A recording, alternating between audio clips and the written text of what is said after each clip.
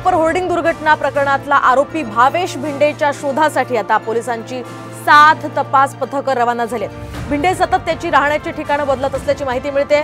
याच पार्श्वभूमीवर घाटकोपरमध्ये भलं मोठं होर्डिंग कोसळल्यानं 16 जणांचा मृत्यू झाल्याची घटना घडली आहे आणि आता ते होर्डिंग पडण्याचा नेमका संबंध कुणाशी आहे हे आपल्याला स्पष्ट झालं आणि कारण नेमकं याचं काय आहे हे जाणून घेण्यासाठी मुंबई महापालिका VJTI संस्थेची मदत घेतली जाणार आहे। पालिका आयुक्त भूषण गगराणी यांनी वीर माता जिजाबाई टेक्नॉलॉजिकल इन्स्टिट्यूटच्या तज्ञांची समिती नेमली आहे आणि ही समिती आता होर्डिंग्सचा पाया मजबूतीकरणाविषयी माहिती घेऊन तपासणी करणार आहे। आताची ही महत्त्वाची अपडेट आपण पाहतोय। सध्या भिंडेच्या शोधासाठी 7 पोलिसांची पथकं रवाना झाली आहेत।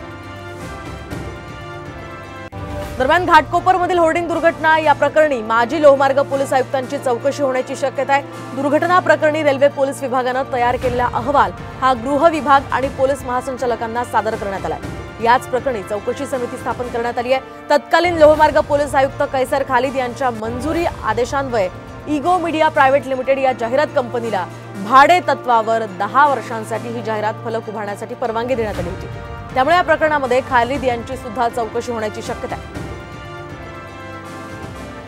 तर या घाटकोपर दुर्घटनेमध्ये झालेल्या होर्डिंग दुर्घटनेप्रकरणी मालकासह सर्व दोषी अधिकाऱ्यांवर सदोष मनुष्यवधाचा गुन्हा दाखल करण्याची मागणी अंबादास दानवे यांनी केली आहे। तसंच होर्डिंग एजन्सीला काळ्या यादीमध्ये टाकण्याची सुद्धा त्यांनी विनंती केली आहे। तसं पत्रच त्यांनी मुख्यमंत्र्यांना लिहून कठोर कारवाई करण्याची मागणी केली आहे।